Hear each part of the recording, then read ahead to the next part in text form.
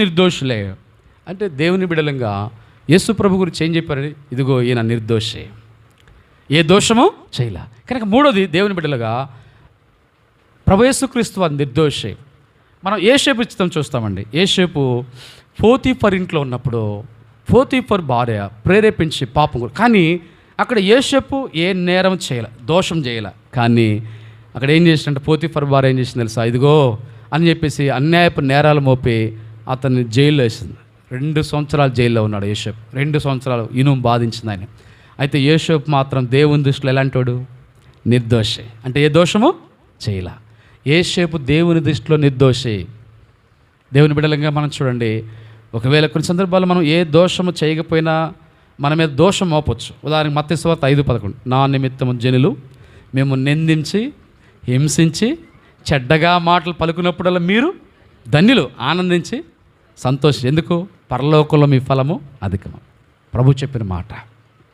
అంటే మనం ఏ నేరం చేయలే అలాంటప్పుడు అయితే దేవుడు దానికి ప్రతిఫలం ఇస్తాడు. అయితే ఒకవేళ మనలో దోషం ఉందో ప్రభువు రక్తంలో కడగబడాలి. ప్రభువా, ఈ విషయంలో నేను దోషినే, ఈ విషయంలో నేను నీతికి వ్యతిరేకంగా జీవించాను, ఈ విషయంలో నేను ప్రేమ లేని జీవితం ఉన్నానని ప్రభువు దగ్గర మనం క్షమాపణ పెట్టి ప్రభు బల దగ్గర రండి. 4వ మాట చూద్దాం. 2 మాటలు చూసి మనం ప్రభు బల పలుకుందాం. దయచేసి రండి. నెంబర్ 4 ఆదికాండము 47:29.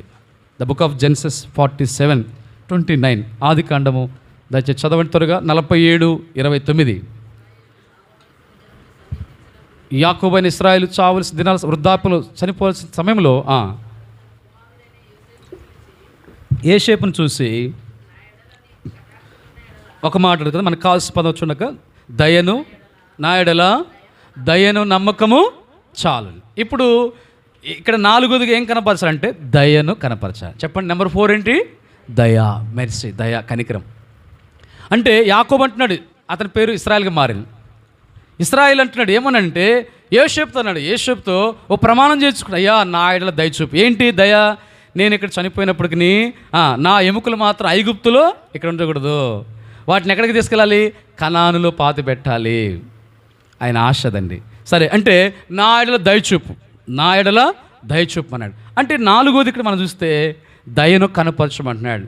ఇప్పుడు మనం చూస్తాం కదండి, దేవుడు ఆయన ఎంతోమంది విషయంలో దయ చూపాడు, కనికరం చూపాడు. అందుకే ఆయన దయ ఉన్నదంట కదా. దయ చూపుడు నిర్ణయ కాలం వచ్చిన యెషయా గ్రంథం రాబడింది, లూకాసు వార్త రాబడింది, దయ కదా, దయాప్రాప్తురాల శుభం. మరియ విషయంలో దయ చూపినాడు, అనేకులు దయ చూపినాడు, కరుణించమని కోరారు. దావీదు కుమారుడా కరుణించమంటే ఆయన దయ చూపాడు, కనికరించాడు లేదా కరుణించాడు. ఇప్పుడు చూడండి, 4వదిగా యేసు ప్రభులో దయ కనబడుతుంది. ఇక్కడ 4వది ఇక్కడ మనం చూస్తే అయ్యా నా ఎడల దయ చూపు అంటున్నాడు. యోసేపు అలాగనే దయ చూపాడు. ఎవరి విషయంలో? తండ్రి విషయంలో. కనుక దేవుని బిడ్డలంగా అంటే మనము దయాపరులమై ఉండాలి. దయగలవారిడల దేవుడు చెప్పండి ప్రతిఫలం ఏంటి? మేలు మనకి దయ చూపుతాడు. నువ్వు ఎవరి మీద దయ చూపావో దేవుడు తప్పనిసరిగా నీ మీద దయ చూపుతాడు. ఆ దయకు ప్రాప్తులమవుతాం. దేవుడు దయ చూపుతా. అందుకే అంటారు కదండి, బాగున్నారా అంటే దేవుని దయ వల్ల బాగుంది. అందుకే దేవుని దయ మనకెంత అవసరం. దేవుని దయ లేకపోతే మనం ఎన్ని పరిస్థితులండి. కాబట్టి దేవుని బిడ్డలుగా 4వది దేవుని దయ మన మీదకు ఉండాలి. అంటే మనం కఠిన ఎడల వికటం చూపుతాడు దేవుడు, దయగలవారెడల దయ చూపుతాడు. మనం దయగలవారమా కఠినమా? మనం కఠినత్వం ఉండకూడదు. దేవుని బిడ్డలకు కఠిన స్వభావం ఉండకూడదు. దయగలిగిన వారంగా ఉండాలి. దయగలిగిన దయాహృదలే ఉండాలి. దయగలిగిన వారు దయ చూపుతున్నామా? ఇదే పదం మనం యోసేపు తన సహోదరులతో అంటాడు. రండి చివరిగా 5వ మాట, చివరి మాట చూసి ప్రార్థన చేసుకుందాం. లాస్ట్ 5వ మాట ఆదికాండం 50వ అధ్యాయం. ఆదికాండము 50వ అధ్యాయం 24వ వచనం. 50వ అధ్యాయం 24. యోసేపు తన సహోదరులను చూసి, నేను చనిపోవచ్చున్నాను, దేవుడు నిశ్చయముగా మిమ్మల్ని చూడవచ్చి ఈ దేశం నుండి తాను అబ్రహాం, ఇస్సాకు, యాకోబులతో ప్రమాణం చేసి ఇచ్చిన దేశంలో మిమ్మల్ని తీసుకొని పోనని చెప్పాను. మరి యోసేపు దేవుడు నిశ్చయముగా మిమ్మల్ని చూడవచ్చును, అప్పుడు మీరు నా ఎముకలు ఇక్కడ నుండి తీసుకొని పోవాలని చెప్పి కదండి. ఇక్కడ ఒక మాట అంటాడు కదా, నా ఎడల దయను మీరు కనపరచాలంటే. అంటే ఇక్కడ మనం ఒక మాట ఉంది, దయను అక్కడ చూద్దాం చూడండి. ఆదికాండంలోనే 24:49 ఆ మాట కనబడి. ఇదే మాట యోసేపు అన్నాడు, ఎందుకన్నాడు ఏంటంటే ఎముకలను, కనీసం ఎముకలు కూడా, శల్యములు, ఆ ఎముకలు కూడా ఐగుప్తులో ఉండటానికి ఇష్టపడలా. అది ఎప్పుడు జరిగింది? నిజంగానే యోసేపు తన సహోదరులతో ప్రమాణం చేయించుకుంటాడు వారిలా. అయితే యాకోబు చేయించుకున్నాడు. అలాగనే అదే సమయంలో కూడా ప్రమాణం చేసే దేశానికి దేవుడు తీసుకెళ్తాడయ్యా, ఆ టైంలో నా ఎముకలు కనీసం ఐగుప్తులో కూడా ఉండకూడదు అంటాడు. అది ఎక్కడికి వెళ్ళాలంట? మిమ్మల్ని దేవుడు చూడొస్తాడు, చూచి మిమ్మల్ని ఆ కనాను దేశానికి మిమ్మల్ని దేవుడు తీసుకుని పోతాడు. అంటే కనాను దేశం ప్రస్తుతం ఇజ్రాయెల్ దేశం. కనుక ఇప్పుడు అది ఎప్పుడు జరిగింది తెలుసా? మోషే గారు అంటే సుమారు 430 సంవత్సరాల శ్రమ అయిపోయిన తర్వాత మోషే ఇశ్రాయేలుని విడిపించి కనాను దేశానికి వెళ్ళేటప్పుడు, ఐగుప్తు నుంచి బయటకు వెళ్ళినప్పుడు యోసేపు శల్యములు కూడా తీసుకొని వెళ్ళిపోయారు. అలాగే తీసుకెళ్ళిపోయి కనాను దేశం, ఇశ్రాయేల్ దేశంకి వెళ్ళి అక్కడ పాతిపెట్టారు. చూడండి, చివరిగా 5వ మాటలో మనం చూస్తే ఇక్కడ కనపరిచే మాట 5ది ఏం కనపరచాలంటే రండి, ఆదికాండం 24:49. ఆదికాండము 24వ అధ్యాయం. కాబట్టి చాలు. ఇప్పుడు మనం 5వదికి ఏం కనపరచాలంట? నమ్మకమును కనపరిచినలా.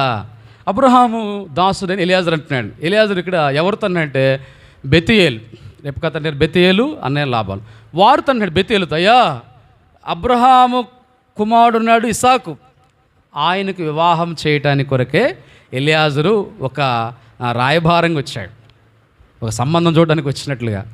ఇప్పుడు ఈయన వచ్చి మీరు నా యజమానుడి మీద నమ్మకం కనపరిస్తే చెప్పండి, అదేం చెప్పండి, లేదా ఏదేం చెప్పండి, మీకు నమ్మకం ఉంటే చెప్పండి, లేదా నమ్మకం అదేం చెప్పండి అంటాడు. ఏంటి? నా యజమానుడికి కుమారుడున్నాడు, ఆ కుమారుడికి వివాహం చేయాలి. అబ్రహాము కుమారుడైన ఇస్సాకుకి వివాహం. అయితే వివాహం కొరకు మరి మీరు నమ్మకం కనపరుస్తారా లేదా యజమానుడు అబ్రహాం మీద? అంటే మనము దేవుని ఎదుట నమ్మకము కనపరచాలి. అంటే నమ్మకమైన వారుగా మనం ఉండాలి, నమ్మకస్తులుగా ఉండాలి. అందుకే రాబడింది, మన దేవుడు నమ్మకమైన వాడు, ప్రభువు నమ్మదగిన వాడు, నమ్ముకున్నకు ఆయన సహాయకుడు, నమ్మదగిన దేవుడు. కనుక ఆయన బిడ్డలు మన జీవితాల్లో కూడా నమ్మకత్వాన్ని మనం కనపరచాలి. మన జీవితంలో మనం ఎక్కడున్నప్పుడు కూడా కదండి, అనేక విషయాలు మనము నమ్మకస్తులుగా మనం జీవించాలి. నమ్మకత్వాన్ని కనపరచాలని దేవుడు ఆశిస్తున్నాడు. లోకస్తులు ఎంతో అపనమ్మకస్తులుగా ఉంటున్నారు, కానీ ఆయన బిడ్డలు మనం నమ్మకమైన దేవుని నమ్మిన మనము నమ్మకస్తులుగా ఉండాలని. ఒకవేళ కొన్ని సందర్భాలు బలహీనమే, మనం దేవదూతలమేం కాదు, శరీరమే, మనం కూడా అందరిలాంటి మనుషులమే. అయితే మనలో బలహీనతలు వచ్చినప్పుడు, ఎక్కడైతే దోషం ఉందో, ఎక్కడైతే మనం దేవుని ప్రేమను కనపరచలేకపోతున్నామో, ఎక్కడైతే మనం నీతిని కనపరచలేకపోతున్నామో, ఎక్కడైతే మనం దయను కనపరచలేకపోతున్నామో, ఎక్కడైతే మనం నమ్మకత్వాన్ని కనపరచలేకపోతున్నామో, ఆ విషయాల్లో మనం దేవుని సన్నిధిలో బలహీనతలు ఒప్పుకోవాలి. అందుకే ప్రభు బల్ల. అందుకే ఆ విషయంలో మనం క్షమాపణ వేడుకుంటే ప్రభు మనం క్షమించి కనికరించి మనల్ని పరిశుద్ధపరిచి ఆ కొరతలు భర్తీ చేస్తాడు, ఆ లోపాలు సరిదిద్దుతాడు. అందుకే ప్రభు బల్ల. పరీక్షించుకోవడం, స్వపరీక్ష. మనల్ని మనమే విమర్శించుకుంటాం, మనల్ని మనమే పరీక్షించుకుంటాం, మన లోపాలు దేవుని దగ్గర ఒప్పుకుంటాం. ప్రభు కృపతో మనల్ని క్షమిస్తాడు.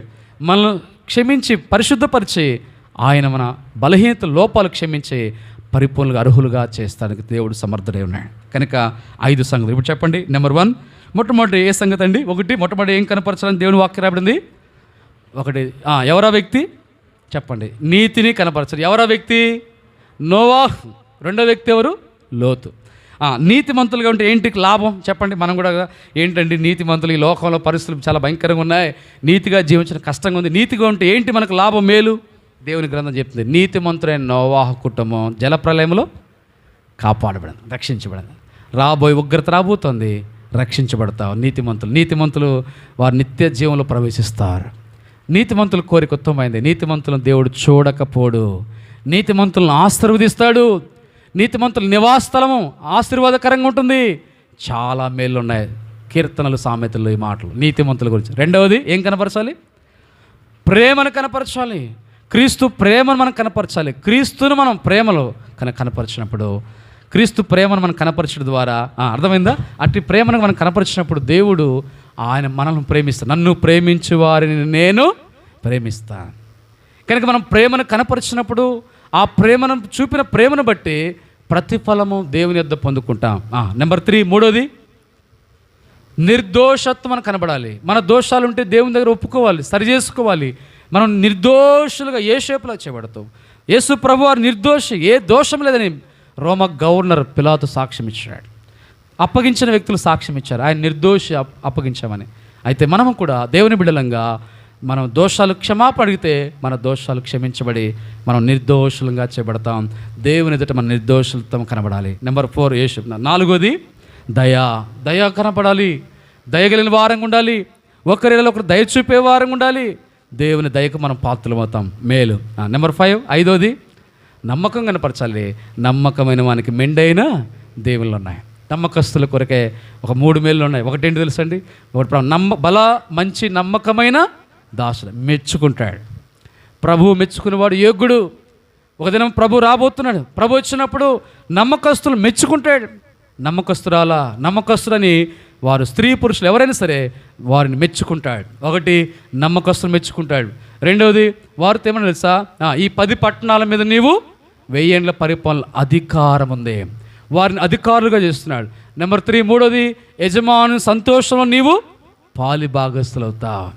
నమ్మకస్తులుగా ఉంటే అనుకుంటా కదా, ఎవరు చూస్తారండి? లోకమంతా అపనమ్మకం ఉంది, లోకమంతా అన్యాయము, అవినీతి, కరప్షన్ ఎంతో భయంకరం ఉంది లోకము. ఎలాంటి పరిస్థితుల్లో అయితే దేవుడు చూస్తున్నాడు. దేవుని ఎదుట మనం ఇలా కనబడాలని ఆశిస్తున్నాడు. ప్రభువు రాబోతున్నాడు.